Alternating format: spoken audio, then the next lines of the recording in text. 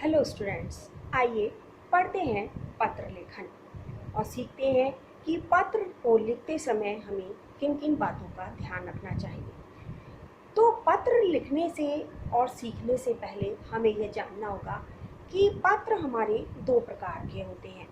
पहले होते हैं औपचारिक पत्र, दूसरे होते हैं अनौपचारिक पत्र। अब पत्र दो प्रकार के होते हैं। अब हम यह जानना चाहेंगे कि कैसे पता लगाएं कि किसको कौन सा पत्र लिखना है, या फिर ये कहिए हम ये कैसे जानेंगे कि औपचारिक पत्र किसे लिखा जाता है और अनौपचारिक पत्र किसे लिखा जाता है। तो यह समझने के लिए हम देखते हैं कि जो औपचारिक पत्र होते हैं वह औपचारिक पत्र हम किसी भी अधिकारी या किसी भी ऐसे व्यक्ति को जिन्हें हम जानते ना हो, जिनसे हमारा संबंध सिर्फ कार्य को पूरा कराने से संबंधित या कार्य से संबंधित होता है, उन्हें औपचारिक पत्र लिखे जाते हैं।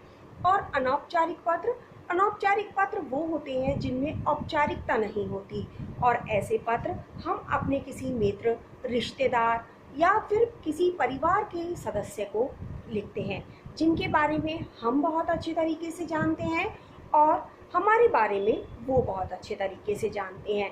जहाँ कोई भी औपचारिकता नहीं होती वहाँ अनौपचारिक पत्र लिखे जाते हैं।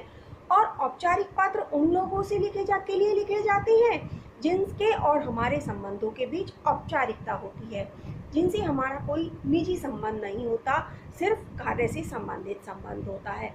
तो सबसे पहले हम पढ़ते हैं औपचारिक पत्र किस तरह लिखा जाता है। औपचारिक पत्र को लिखने के लिए हमें कुछ बातों का ध्यान रखना है।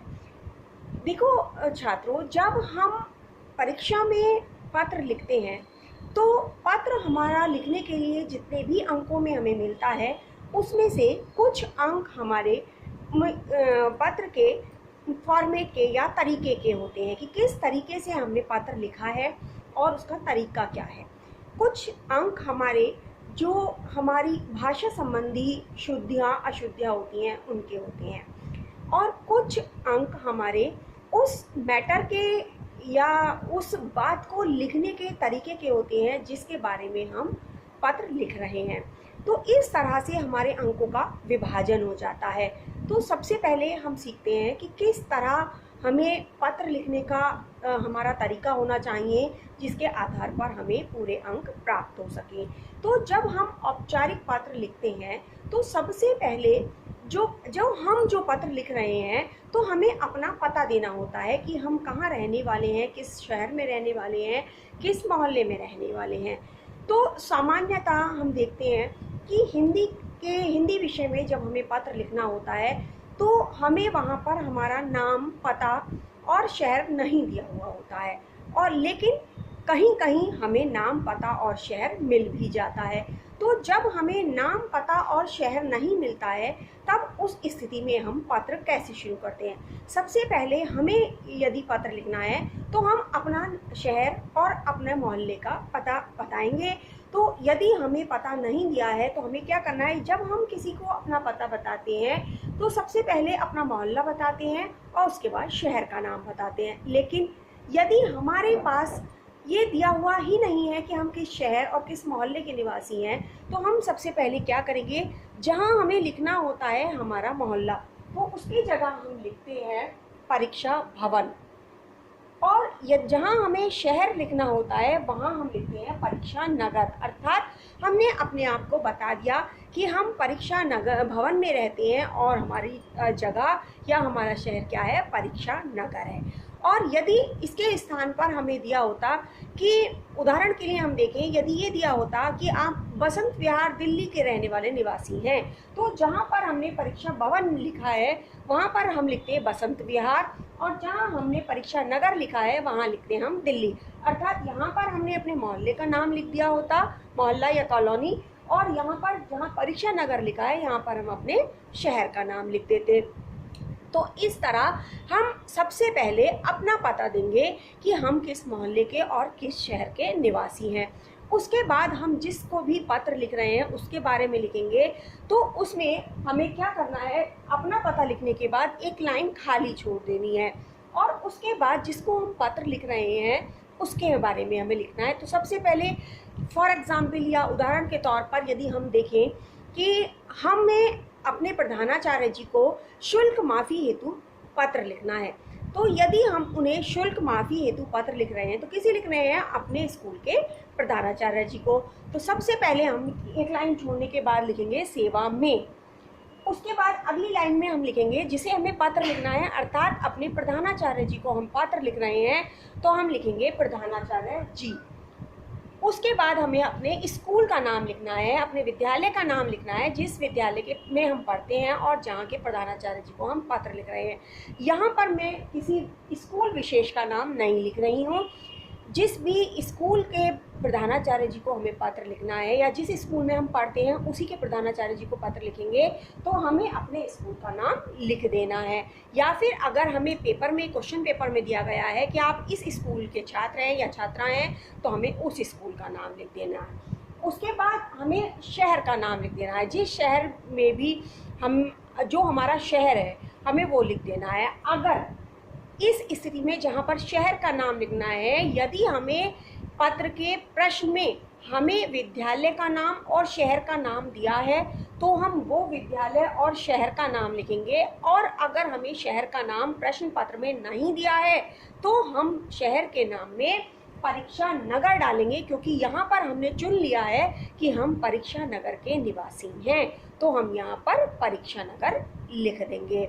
और अगर हमें प्रश्न पत्र में दिया है कि हम कौन से शहर के निवासी हैं तो हम उस शहर का नाम डालेंगे। जैसे कि मैंने अभी उदाहरण में बताया था बसंत विहार दिल्ली, तो हम यहाँ पर शहर के नाम में दिल्ली डालते, और यहाँ पर अभी हमें नहीं दिया है तो हमने ऊपर डाला था परीक्षा नगर, इसलिए हम यहाँ पर भी डालेंगे परीक्षा नगर। उसके बाद हम डालेंगे दिनांक। यहाँ दिनांक मैंने कुछ भी नहीं डाली है, दिनांक का मैंने सिर्फ निशान बनाया है। तो जिस भी दिन हम पत्र लिख रहे हैं तो हम वो तारीख डाल देंगे, यहाँ पर तारीख, यहाँ पर महीना और यहाँ पर सत्र। तो जो भी है हम यहाँ पर अपनी तारीख सही तरीके से लिख देंगे। उसके बाद हम फिर से एक लाइन छोड़ेंगे और डालेंगे विषय, कि हम उन्हें पत्र क्यों लिख रहे हैं। जैसा कि यदि हमें अपने विद्यालय के प्रधानाचार्य जी से शुल्क माफ़ी हेतु के लिए पत्र लिखना है तो हम क्या डालेंगे? विषय शुल्क माफ़ी हेतु ऐसे डाल देंगे। जो विषय है वो हमें बहुत संक्षिप्त में देना है, बहुत विस्तार से नहीं देना है।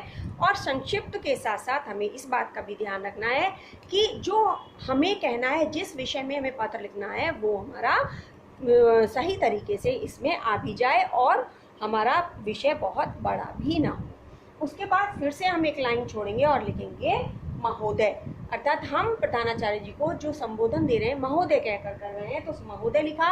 और उसके बाद अगली लाइन से हम अपनी बात लिखनी शुरू कर देंगे। जैसे कि हमें शुल्क माफ़ी करानी है, शुल्क अर्थात अपनी फ़ीस माफ़ करानी है, तो क्यों करानी है? यदि हम किसी से कोई भी बात कह रहे हैं, किसी भी चीज़ के लिए प्रार्थना कर रहे हैं, तो हमें उसका कारण देना होगा कि हम ऐसा क्यों चाहते हैं। तो शुल्क माफ़ी हेतु के लिए ये जो है हर बच्चा अपने अलग अलग तरीके से अपनी अपनी सोच के आधार पर कारण दे सकता है। जैसे कि मैं बताती हूँ आपको कि यहाँ पर हम लिख सकते हैं कि महोदय, मैं आपके विद्यालय का जो भी कक्षा में आप पढ़ते हैं कि इस कक्षा का छात्र या छात्रा हूँ, मैं चाहता हूँ कि आप मेरा शुल्क माफ़ कर दें। क्यों? क्योंकि पहले तो हमने अपनी बात बता दी कि आप ये काम कर दें, हम आपसे ये प्रार्थना कर रहे हैं। फिर हम क्यों चाहते हैं? क्योंकि इस समय हमारे विश्व में कोरोना महामारी फैली हुई है और मेरे पिताजी अभी अपने कार्य के लिए या अपनी नौकरी के लिए नहीं जा पा रहे हैं, और इस कारण हमारे घर में कुछ आर्थिक तंगी आ गई है, और उस आर्थिक तंगी के रहते हुए मेरे पिताजी मेरी फ़ीस जमा करने में या मेरा शुल्क जमा करने में असमर्थ हैं। मैं चाहता हूँ कि आप मेरी फ़ीस माफ़ कर दें या मेरा शुल्क माफ़ कर दें, ताकि मैं अपनी पढ़ाई को सुचारू रूप से चला सकूँ। तो एक ये कारण हो सकता है, इसके अलावा और भी बहुत सारे कारण हो सकते हैं। हो सकता है किसी के घर में कुछ ऐसा हुआ हो कि जिसके कारण बहुत अधिक पैसा वहाँ पर लग गया हो, तो पैसा नहीं खर्च कर पा रहे हों, या हो सकता है किसी का कारोबार या व्यवसाय जो है वो उसमें मंदी आ गई हो, या हो सकता है किसी की नौकरी छूट गई हो, या कुछ भी कारण हो सकता है। तो जो भी कारण आपका रहा है वो आप इसमें बता सकते हैं कि किस तरह आप के घर में परेशानी है और आपके जो पेरेंट्स हैं, अभिभावक हैं, वो आपकी फ़ीस जमा कर पाने में असमर्थ है, इसलिए आप शुल्क माफ़ी चाहते हैं। तो आपने अपनी बात कह दी। उसके बाद अगली लाइन में हमें लिखना है धन्यवाद, अर्थात हम उनका धन्यवाद दे रहे हैं। हम जहाँ पर ये पत्र लिखा उसके बाद ही हम ये भी लिखेंगे कि कृपया आप मेरा शुल्क माफ़ करने की कृपा करें। ऐसा हम उनसे एक बार फिर से इंसिस्ट कर देंगे और ऐसा करने के बाद हम लिखेंगे धन्यवाद, क्योंकि हम ये एक्सपेक्ट कर रहे हैं कि वो हमारे बात मान लेंगे और हमारा शुल्क माफ़ कर देंगे। ऐसा हम उनसे उम्मीद करते हैं, आशा रखते हैं, इसलिए हमने धन्यवाद लिख दिया। अब एक लाइन फिर से छोड़ेंगे और उसके बाद लिखेंगे प्रार्थी या प्रार्थनी, अर्थात प्रार्थना करने वाला। यदि छात्र हैं तो प्रार्थी और यदि छात्रा हैं तो प्रार्थिनी। इसके अतिरिक्त हम यहाँ पर भवदीय या भवदिया भी लिख सकते हैं। यदि छात्र हैं तो भवदीय और छात्रा हैं तो भवदिया। हमें यदि प्रश्न में हमारा नाम नहीं दिया गया है कि हम कौन हैं, तो हमें लिखना है का, खा, गा। यदि दिया है कि हम सीता है, रीता है, गीता है, सोनू है, मोनू है, कुछ भी यदि इस तरीके का नाम दिया है तो हम यहाँ पर वो नाम लिख देंगे। तो इस तरह से हमारा पत्र पूरा हो जाएगा। लेकिन औपचारिक पत्र लिखते समय हमें इस तरह से लिखने के बाद भी क्या क्या ध्यान रखने योग्य बातें हैं वो मैं आपको बताती हूँ। सबसे पहली बात यह है कि हमें जितनी भी चीज़ें लिखनी है ये सब एक सीध में लिखनी है। हमें यहाँ कोई भी जिगजैग वाली स्टाइल में नहीं लिखनी है कि कुछ हमने इधर से लिख दिया, कुछ हमने इधर शुरू कर दिया, कुछ इधर कर दिया। हमने इधर उधर जिगजैग नहीं बनाना है। दूसरी चीज़ हमें ये ध्यान रखना है कि हमें जो लाइन छोड़नी है वो कहाँ कहाँ छोड़नी है। सबसे पहले हमें लाइन छोड़नी है यहाँ परीक्षा नगर के बाद। परीक्षा नगर के बाद जहाँ हमने अपना पता लिख दिया, उसके बाद भेजने जिसको हम भेज रहे हैं उसका पता लिखना है, उससे के बीच में हमें लाइन छोड़नी है। दूसरी हमें दिनांक के बाद लाइन छोड़नी है कि विषय से पहले और दिनांक के बाद। उसके बाद हमें लाइन छोड़नी है विषय लिखने के बाद, अर्थात विषय लिखने से पहले भी लाइन छोड़नी है और विषय लिखने के बाद भी लाइन छोड़नी है। इसके बाद हमें लाइन छोड़नी है धन्यवाद के बाद। धन्यवाद लिखने के बाद हमें एक लाइन छोड़नी है, अर्थात कुल मिलाकर हमें 4 बार लाइन छोड़ देनी है। और दूसरी चीज़ हमें यहाँ पर ये ध्यान रखना है कि सारी चीज़ें हमारी एक सीध में चलती रहें। यदि हम इतना सा ध्यान रखेंगे तो हमारा औपचारिक पत्र बहुत अच्छे से लिख दिया जाएगा। अब यदि हम प्रधानाचार्य जी के अतिरिक्त किसी को पत्र लिखते हैं तो वहाँ पर जहाँ पर हमने प्रधानाचार्य जी लिखा है वहाँ पर उन व्यक्ति का नाम आ जाएगा कि किस पद पर वो हैं, थानाध्यक्ष हैं, जिलाध्यक्ष हैं, नगर पालिका अध्यक्ष हैं, क्या हैं वो आ जाएगा। उसके बाद जहाँ पर हमने विद्यालय का नाम लिखा था वहाँ पर हम उनके डिपार्टमेंट का, उनके विभाग का नाम लिख देंगे। यदि हम थानाध्यक्ष को पत्र लिख रहे हैं तो हम लिखेंगे पुलिस विभाग। यदि हम नगर पालिका अध्यक्ष को लिख रहे हैं तो वहाँ पर हम क्या लिखेंगे, नगर पालिका या नगर निगम, हम ऐसे लिखेंगे। और उस तरह से हम यहाँ पर कुछ बदलाव कर देंगे। जिस भी अधिकारी को पत्र लिखना है उस अधिकारी का लिख देंगे और उस अधिकारी के विभाग का लिख देंगे। और यहाँ पर हम शहर में यदि शहर दिया है तो ठीक है, और अगर ये कहा गया है कि अपने नगर के या कुछ इस तरह का कहा गया है तो हम परीक्षा नगर लिखेंगे, क्योंकि हमने अपना नगर परीक्षा नगर पहले ही निर्धारित कर रखा है। तो इस तरह हम औपचारिक पत्र बहुत आसानी से, सरल तरीके से, थोड़ा सा ध्यान रखते हुए लिख सकते हैं, जिससे हमें पूरे अंक प्राप्त होंगे। तो औपचारिक पत्र लिखने के बाद अब हम देखते हैं अनौपचारिक पत्र। तो अब अनौपचारिक पत्र यदि हम पढ़ते हैं, लिखते हैं, तो जैसा कि मैंने बताया कि अनौपचारिक पत्र उन्हें लिखे जाते हैं जो हमारे अपने होते हैं, जो हमारे मित्र हैं, सगे संबंधी हैं, रिश्तेदार हैं, जो हमारे बारे में बहुत अच्छे से जानते हैं और हम उनके बारे में बहुत अच्छे से जानते हैं। तो इसके पत्र को लिखने के लिए हमें सबसे पहले क्या करना है, वही अपना पता, परीक्षा भवन, परीक्षा नगर, ठीक। उसके बाद हमें यहाँ पर दिनांक डाल देनी है, तारीख डाल देनी है कि किस तारीख में हम पत्र लिख रहे हैं। और बिना किसी औपचारिकता के हमें सीधे सीधे सबसे पहले क्या कर देना है, यदि हम अपने माता पिता को या किसी अन्य रिश्तेदार को लिख रहे हैं तो पूज्य लिखकर, पूज्य या आदरणीय लिखकर हम उनका लिख देंगे। यदि माता को लिखना है तो पूज्य माता जी, पिताजी को लिखना है तो पूज्य पिताजी, अगर आंटी को लिखना है पूज्य आंटी जी, अंकल को लिखना है अंकल जी, मौसा को मौसी को, जिसको भी लिखना है हमें वो लिख देंगे।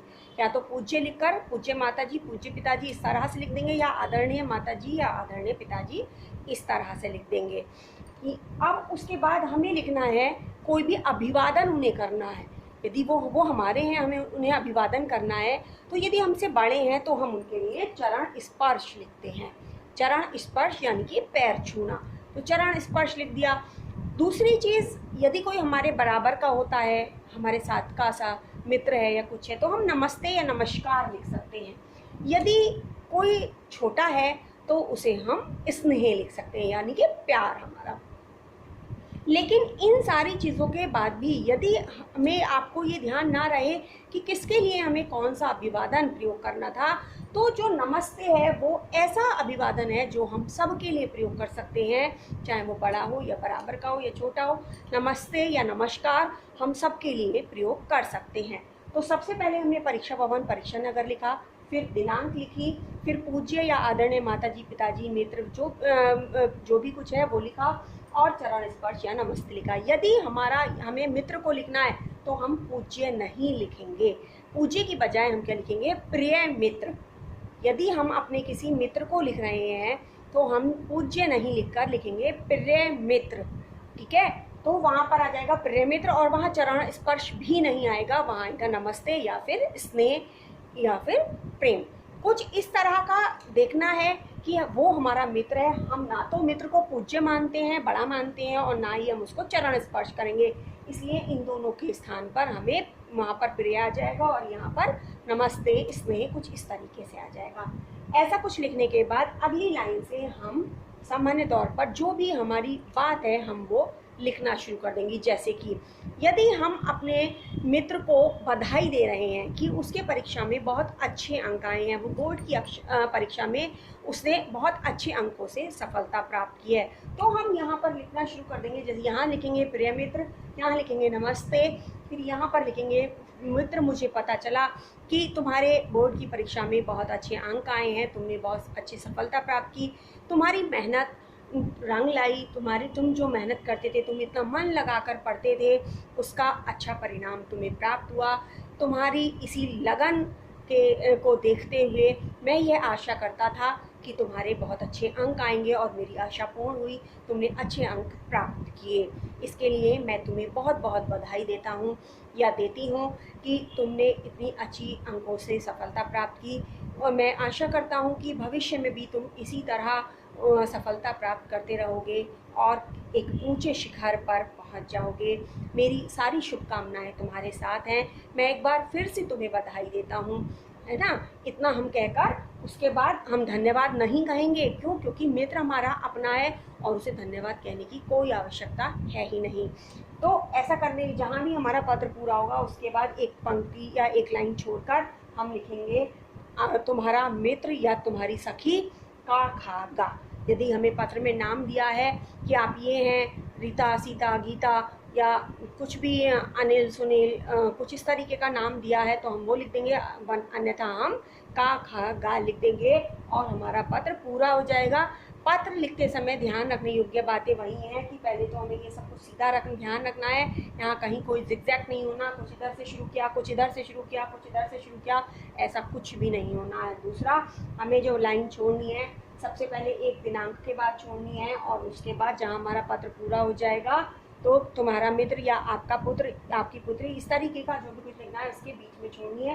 कुल मिलाकर 2 बार हमें लाइन छोड़नी है और हमारा पत्र सही तरीके से पूरा हो जाता है। अंकों का विभाजन यहाँ भी अनौपचारिक पत्र में भी औपचारिक पत्र की भांति ही होता है, और हमें किन किन चीज़ों का ध्यान रखना है वो मैंने आपको बताया। तो हमें बहुत थोड़ा सा ध्यान रख के हमें बहुत अधिक अंक या अच्छे अंक प्राप्त हो सकते हैं। पत्र लिखते समय हमें कभी भी यह ध्यान नहीं देना चाहिए कि 5 अंक का यदि हमारा पत्र लेखन हमें मिलता है, पत्र लिखने के लिए आता है, तो जब तक हम 2 या 3 पेज नहीं भरेंगे कॉपी के परीक्षा में तब तक हमें अच्छे अंक नहीं मिलेंगे। ऐसा नहीं होता, यह गलतफहमी आप दूर कीजिए। और पत्र में हमें जो भी कुछ लिखना है, जो भी हमारा विषय है जिस पर हमें पत्र लिखना है, वो हमें स्पष्ट रूप से और थोड़े से ही शब्दों में हमें लिख देना है। हमें अपनी बात सामने वाले तक पहुंचा देनी है, उसकी समझ में आ जानी चाहिए, हमारे लिए इतना ही पर्याप्त होता है। तो हमें इस तरह हम आसान तरीके से हम अपना पत्र लेखन का कार्य कर सकते हैं, और पत्र लेखन बहुत आसानी से और पूरे अंक हमें दिलाने वाला हमारा पत्र लिख दिया जाएगा। तो उम्मीद करती हूँ कि आपको पत्र लेखन का तरीका समझ में आया होगा। धन्यवाद।